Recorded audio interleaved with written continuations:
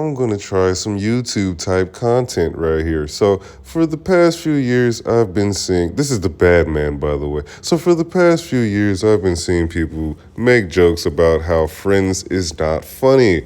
I admit there are times where it's just not doing it for me, but it's a decent show, it's well written. The characters have depth and background, the way their stories interlink and whatever. You know what I'm saying? The longer the show went on, the shittier it got, but it was still a decent show. I think if I guide you through my favorite parts of the show, maybe you could come to respect it. I don't know.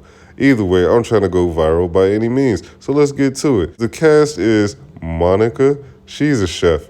You got Chandler. He's a sarcastic marketing guy, I think, or something. He does something with a computer.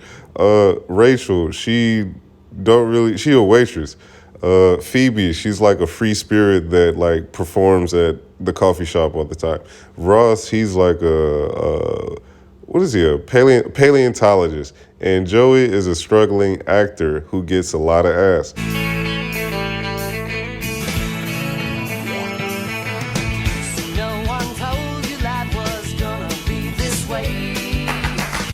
So right away, a very kitschy, cheesy, iconic song. I feel like you couldn't go anywhere in the 90s without hearing this song, or, you know, when you hear it, you know where it comes from. You recognize it. You may not know about the show, but you definitely know this song. Side note, Jennifer Aniston, she was my white girl crush of the 90s growing up. Yeah, she is hot. But don't take that as, oh, he like the white girl, oh. Well, hey, I don't make it my personality to like white women. I still love my black queens. So what I like most about Friends, personally, it feels like it was one of the only shows in the 90s that had a constant continuity to it. It built upon itself. In this episode, Ross finds out Chandler's banging his sister, Monica. Get off my sister! I don't know if it was intentional, but Ross and Monica sometimes exhibit incestuous vibes between each other, being brother and sister on the show.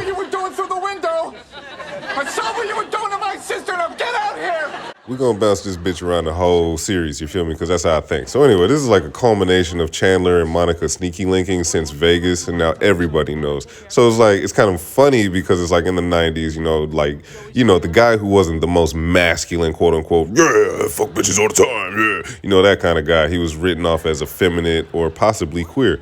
And Chandler's father in the series is like a drag queen or something, so it all plays into that. But in this episode, Joey recommended Chandler to go to a tailor of his, and the tailor ended up filling up on his balls or something like that. So Chandler's uncomfortable, and he's like complaining to Joey, like, yo, your dude is like on some other shit. And he's like, no, that's how tailors do tailoring. And it's like, no, that's not how tailors do tailoring. So they asked Ross, who's like the smartest of the three, I guess, because he got the degree.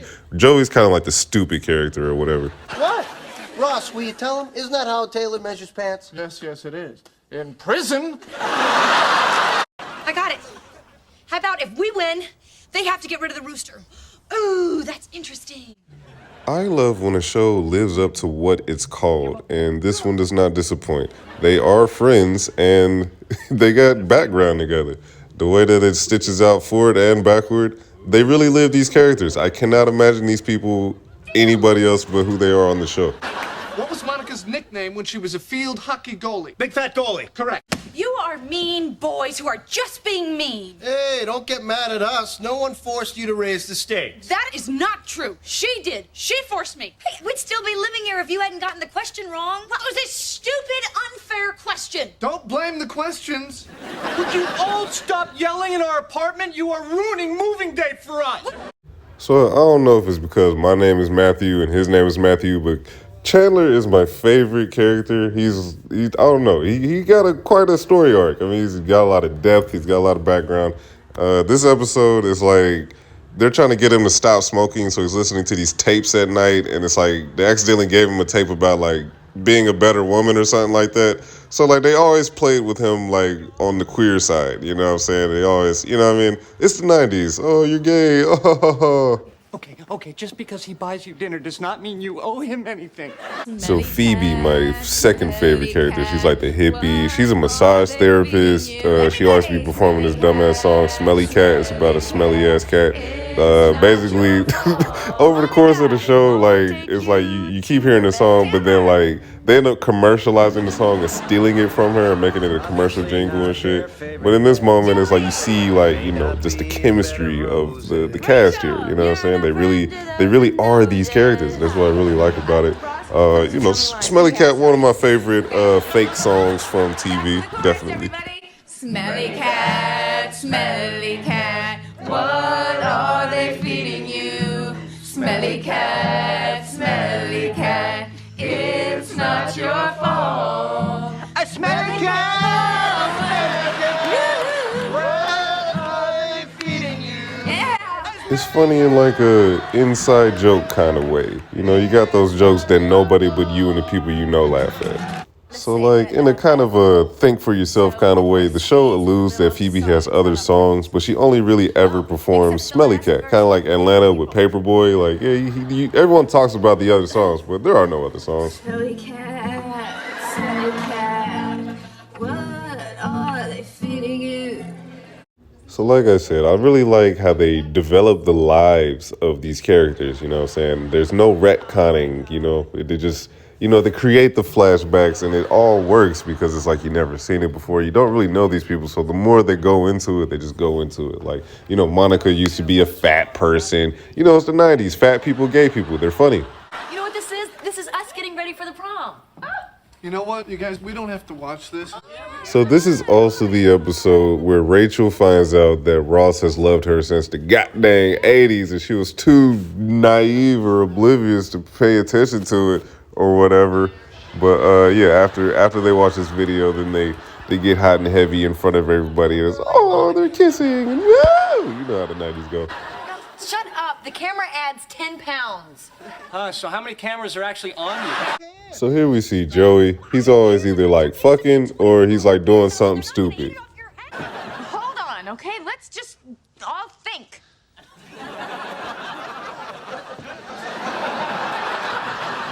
The humor is real like Mr. Bean. I used to watch that Not I'm High. gonna spread the legs as wide as I can. Joey, now is not the time. Sorry, guys. So this is one of my all-time favorite bits of the show. I'll never forget this sequence. This is like the episode Ross is trying to like appeal to this woman. He gets these leather pants, right? So like he thinks he looks cool or whatever, and like he comes through and realizes he don't really know how to wear leather pants. He's sweating and he's trying to take them off and he got to air himself out and shit. So like he goes to her bathroom to air out, but then like he can't put his pants back on. So he calls a lifeline to try to help him to get his pants back on. Hello? Joey, it's Ross. I need some help.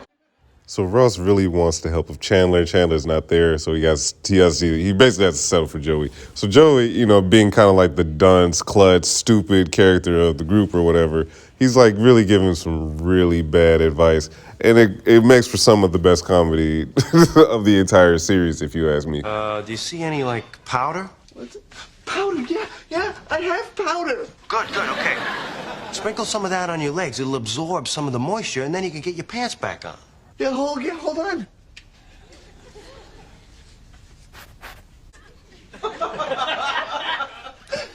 They're not coming on, man.